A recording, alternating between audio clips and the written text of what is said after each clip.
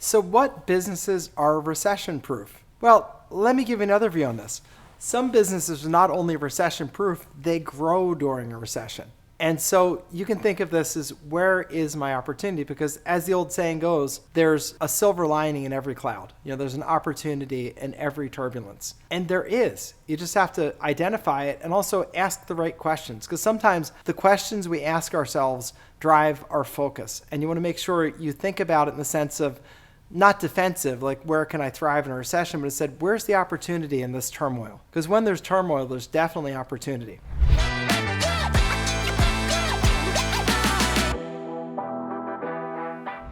I'm in a business that grows during a recession. I'll tell you about that in a couple minutes, but that one you may be interested in picking up if you're looking for something where you're worried about your business or whatever you're doing going into a recession, and therefore you're looking to pick something else up. That may be the perfect thing for you. I will get to that a little bit later. But meanwhile, let's stay at a 30,000 foot view for a short while.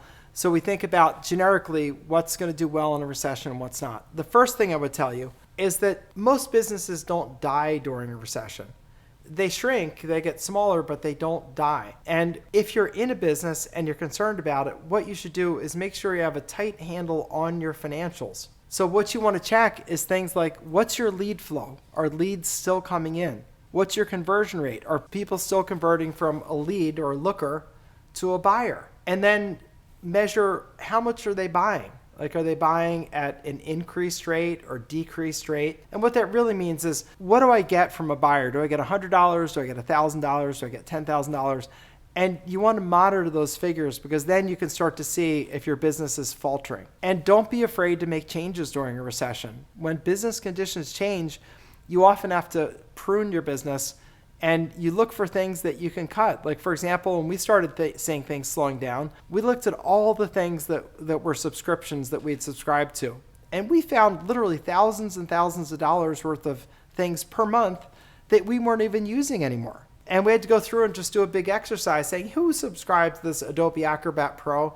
Oh, I did. I needed that for a project last year. Well, we have 3 subscriptions. We only need 1. So let's get rid of these subscriptions. And we literally found ourselves several $1,000s per month in savings just because we went through that exercise. I've also figured out that, again, most things don't lock. Most things will slow down, and you'll have competition drop off when things slow down. So often it rebalances itself. So if you want to stay in your business, often you can do well with it. And I'll give you an example of that. So in 2009 and 2008, I was in the property development business where I was building condominiums, I was doing apartment conversions, I was doing some fix and flips. I was also doing acquisitions for rentals. And the market in 2008 tanked. You remember 2008 with real estate, it absolutely tanked. So I'm like, what am I going to do? I got to find some different things to do. So for my condominium conversions, I stopped and rented them out because there was no chance to sell. For my properties that were vacation homes that I was building for resale, I stopped building them. I just sealed them up and stopped because there was no resale market. And I was like, I can't put more money into this. So I just locked those projects up, and they were done. They eventually got sold. I didn't ever finish them. I just got rid of them because that wasn't a short-term thing. But then I started looking around saying, where's the opportunity? Where's the opportunity? And I started hearing about opportunities in Las Vegas, and I went out there to investigate, and I thought, sure enough, this is an amazing opportunity. There were houses that had been at the peak of the market about $300,000 each. Those properties dropped in half to $150,000. And then they dropped to $120,000 asking prices, and I was able to make offers of $70,000 to $80,000 and buy those properties. Now, I couldn't flip them because there's too much in the market, but for rentals, they rented at $1,300 per month. And that meant I had a couple $100 a month in positive cash flows on nice rental properties that were in middle-class neighborhoods that their former pricing was $300,000. So I bought them.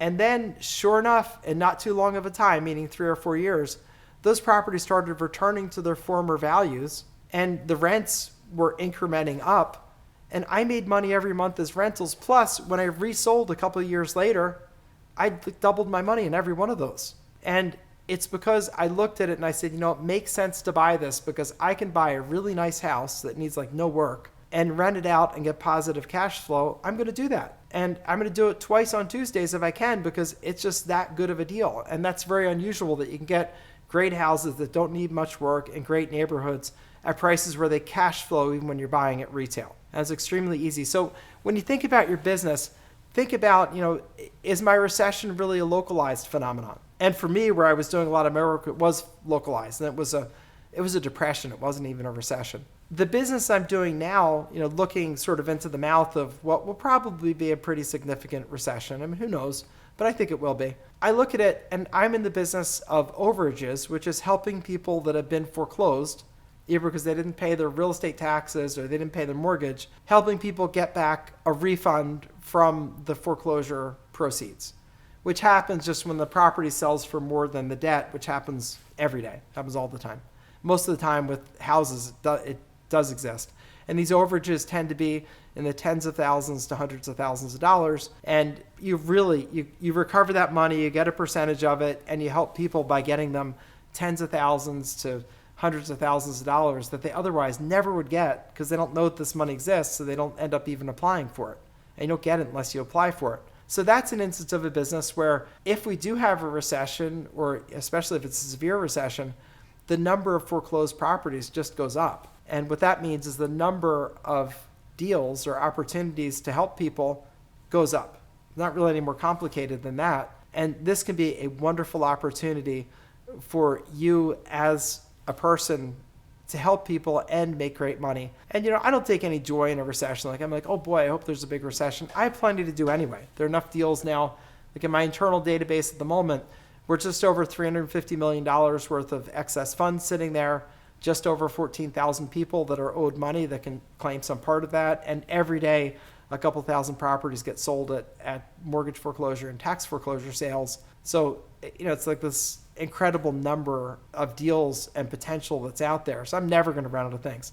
But your question was about, what's a recession-proof business? They're businesses that grow in a recession. Some other just simple examples. Repair businesses where you're repairing cars, repairing air conditioners, repairing appliances, repairing houses. Those tend to go up in a recessionary time because people, rather than just buying a new car, they fix their old one. Rather than buying a new appliance, they just fix the old one, saying, let me nurse this thing along for another year or two so that I don't have to spend the big money right now because I'm not feeling too rich. So people do more repairs. That's a good example. People also, believe it or not, tend to still spend money on pets because pets are a relatively inexpensive family member, you might call it, hobby, other people might call it. I call it family member, but you can call it a hobby if you want. But we still take care of our pets and our animals.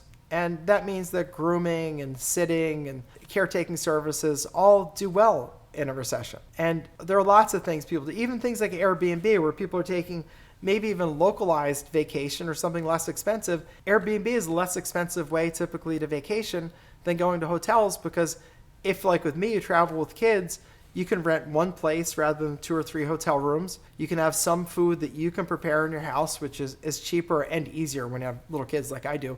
Lots of people do that. And that can be, all those things can work really well. And I would say that most businesses do not outright fail. And, you may have to go through cost-cutting exercises, but most of them don't outright fail. And you just need to ask yourself the right question, like, what is the opportunity right now? And if you want something entirely new to do, just do the Overages business. It's great. It's a growing business. It's big now. It's probably headed to enormous. Maybe it is enormous now. If it's a $350 million and I don't even have the whole country in a database, maybe that is enormous. It's certainly a lot of money. That's an opportunity. If you want to know more about that, click on the link down below. There's an intro to the Overages business. You can check that out in that video. It's right here on YouTube, completely free. I tell you more about the business, try to educate you to see if it's the right business for you. And if you want to go to the next step, you can attend presentations where I teach about it. I have a home study course. I do live events. I do consulting services. So I have a whole organization devoted to teaching because I want people to learn this business. I want people to help people get back the money that helps them get their life back together. And you can make a great living for yourself and you can do really good for other people. And it's just a wonderful business. And in a recessionary time, that's just going to grow. So you don't have to worry. Instead, you can just thrive. And the other message I want to give you, don't worry. Just ask yourself the right question. Where is the opportunity right now? And there are always opportunities. Recession doesn't mean things stop. It means they slow down. But you can still do perfectly well and sometimes even thrive. Like the Las Vegas housing is a perfect example. Overage is a perfect example. There's so many examples like that where you can thrive. So don't worry. do some analysis, do some thought, and then get into action. So this is Attorney Bob Diamond. Thanks for being here today. If you liked the video, you know what to do. Give it a thumbs up. And if you want to know more about overages, click on that link down below, and I'll see you over there.